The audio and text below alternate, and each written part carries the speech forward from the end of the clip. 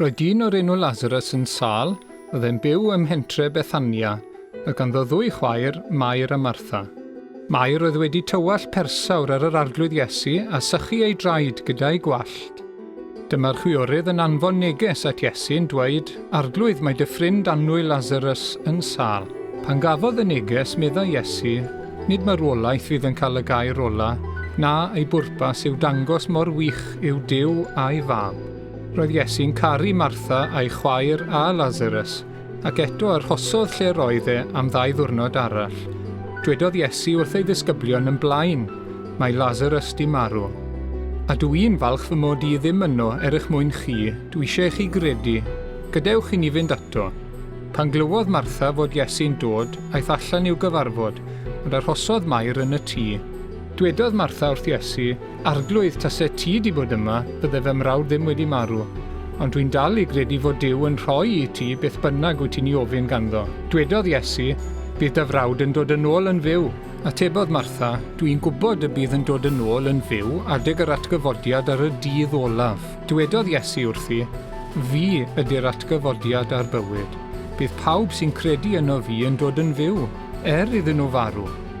A bydd y rhai sy'n fyw ac yn credu yno fi ddim yn marw go iawn. Wyt ti'n credu hyn? Ydw arglwydd, meddai Martha wrtho, dwi'n credu mai ti di'r Mesaia, mab Duw, yr un oedd i ddod i'r byd. Ar ôl iddi ddweud hyn, aeth a dweud yn dawel fach wrth Mair, mae'r athro yma ac mae'n gofyn amdana ti. Syrthiodd Mair wrth draed Iesu a dweud, arglwydd, tasai ti di bod yma, fydde fy mrawd ddim wedi marw. Wrth i gweld hi'n crio'n uchel, a'r bobl oedd yno'n crio gyda hi, cynhyrfodd Iesu drwyddo, gofynnodd, ble ych chi wedi gladdu? Tir di weld arglwydd, medden nhw. Roedd Iesu yn ei ddagre. Edrychwch gymaint oedd e'n caru Lazarus, medde'r bobl oedd yno.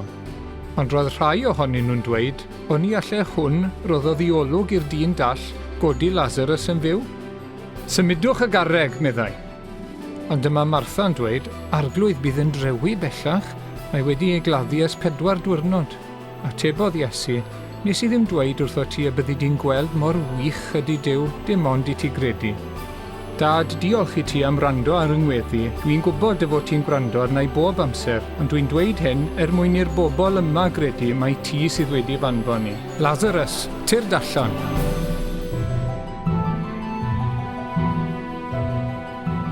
Tynnwch y cydachau i ffwrdd, meddai Iesu, a'i ollwng yn rhydd.